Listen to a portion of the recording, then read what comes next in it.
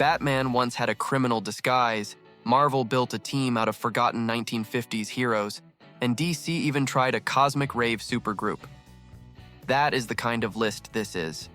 These are not just obscure names, but some of the strangest ideas Marvel and DC ever put on the page, and that is exactly what makes them so fascinating. If you're into comics and nerd content like this, hit like, drop your thoughts in the comments, and subscribe so you don't miss the next video. Hotwire debuted in The Batman Strikes, number 42 in 2008 as Yvette Bronner, a young electrokinetic heroine from Gotham trying to prove she was ready for real superhero work. She charged into Rupert Thorne's harbor operation without realizing Batman and Robin were already there, helped drop the thugs, and accidentally triggered a fuel storage explosion. That reckless first mission instantly made her feel powerful, ambitious, and nowhere near ready. What makes her memorable is that DC gave her the perfect unfinished start. Bane steps into the chaos, Robin gets knocked out, and she still fights back hard enough to impress Batman, even after nearly wrecking the case. Instead of dismissing her, Batman sees real potential and sends her to Martian Manhunter for training, which makes her only appearance feel less like a random one-shot and more like the start of a future DC never continued. The Ravers were one of DC's strangest youth teams, an intergalactic crew of young heroes led by Superboy during his time at the Event Horizon, a cosmic rave where music, rebellion, and superhero drama collided. Created by Carl Kiesel, Steve Mattson, and Paul Pelletier, the team first appeared in Superboy and the Ravers number 4, and their series ran 19 issues from 1996 to 1998, making them a sharp snapshot of DC's wild late 1990s energy. What made the team memorable was how different it felt from a normal superhero book. Instead of a classic headquarters, they operated around a traveling party in space, with members like Aura, Hero Cruz, Caliber, Sparks, and Half-Life, giving the group a weird but colorful identity. The whole concept was basically a modern mirror to Silver Age Superboy and the Legion, except with louder fashion, stranger worlds, and a much more chaotic attitude. Ultra the Multi-Alien is Ace Arn, a human astronaut who debuted in Mystery in Space number 103 in 1965 after one of DC's strangest origins. Created by Dave Wood and Lee Elias, he was hit by 4 alien transformation rays at once, each meant to turn him into a different species. Instead, the accident fused those effects together and turned him into a one-of-a-kind hero with powers like flight, super strength, magnetism, and electric attacks. That setup is why Ultra still stands out. His body carried traits from 4 alien races at once, and even his name was built from their initials mixed with his own.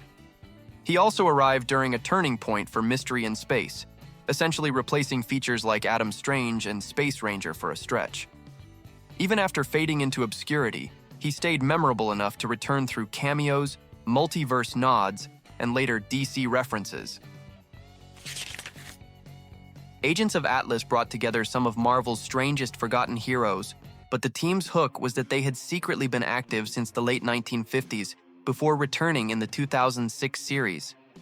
Led by Jimmy Woo, the original lineup included Namora, Venus, Marvel Boy, Gorilla Man, and M11, and their first mission was rescuing President Eisenhower. Jeff Parker and Leonard Kirk gave those old Atlas-era characters a modern comeback. What made the team special was the mix itself. Marvel took a spy, a spaceman, a goddess, a robot, a sea-powered heroine, and an immortal gorilla man, then turned them into a retro team with a classified past. Later stories tied them to the Atlas Foundation and Yellow Claw, while Jimmy Woo became the group's modern anchor. Few Marvel revivals feel this unusual, because the team blends nostalgia, espionage, and superhero weirdness at once. Matches Malone began as a real Gotham crook before becoming Batman's most famous underworld disguise, and that twist is why he stands out from almost every other alter ego in comics. He first appeared in Batman Thumberu 242 in 1972, then evolved into Bruce Wayne's go-to identity for infiltrating gangs, mob circles, and criminal networks, usually with dark glasses, a mustache, and a match hanging from his mouth whenever Batman slipped into the streets. What makes the persona memorable is how useful it became.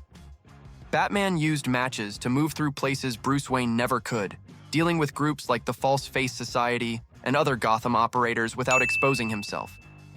The disguise also works because it started with a dead small-time criminal, which gave Batman a built-in legend, instant street credibility, and one of DC's smartest long-running cover identities in the entire Bat mythos.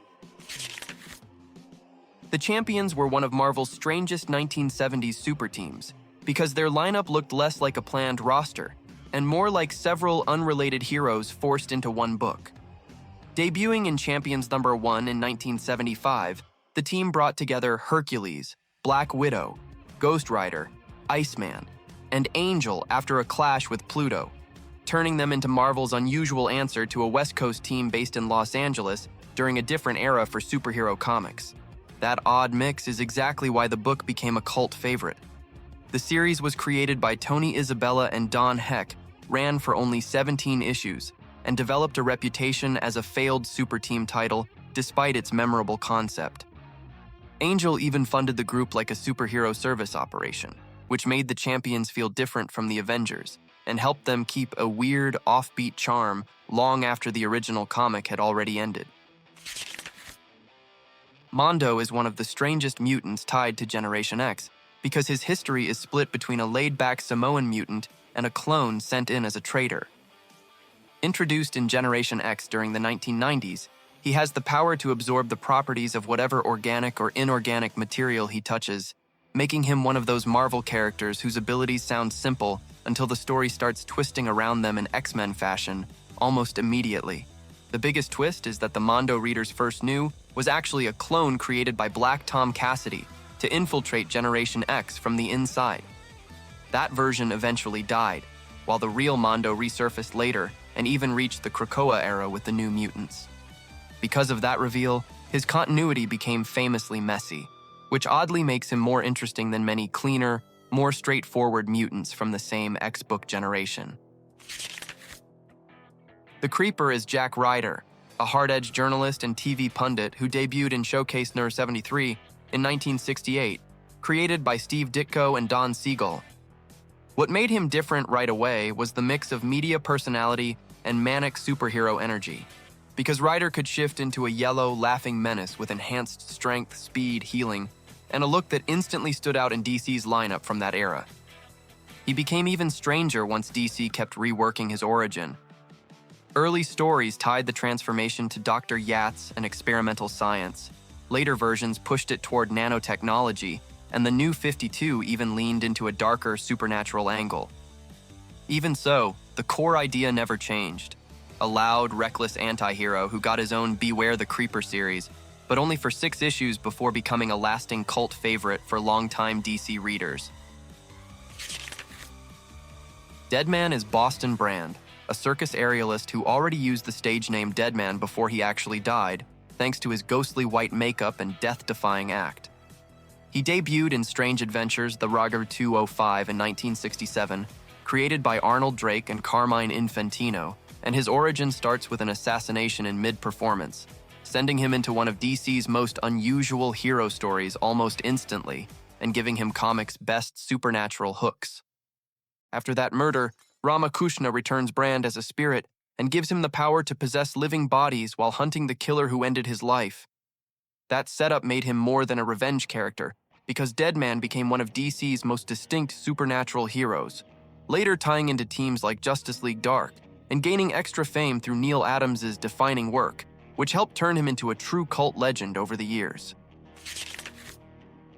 Prince Rahman began as Mark Merlin, an occult detective from House of Secrets, before DC reinvented him into something much stranger in House of Secrets No. 73 in 1965. After the villain Gargoyle banished Merlin to the realm of Ra, he met the sorcerer Cranak and was effectively reborn in the body of Prince Rahman, keeping Merlin's memories while taking on a far more superheroic identity with a much weirder, pulpy Silver Age flavor. That transformation is why he feels so bizarre even by Silver Age standards. DC later identified Prince Rahman as part of the Justice Alliance era, while other references still remember that he started out as Mark Merlin first.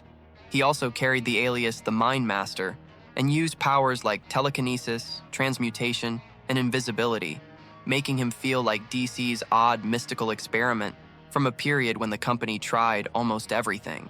That's it for this video. Thanks for watching, and if you enjoyed it, be sure to like, subscribe, and comment with the character you found most interesting. If enough great names keep showing up in the comments, I'll make a part 2.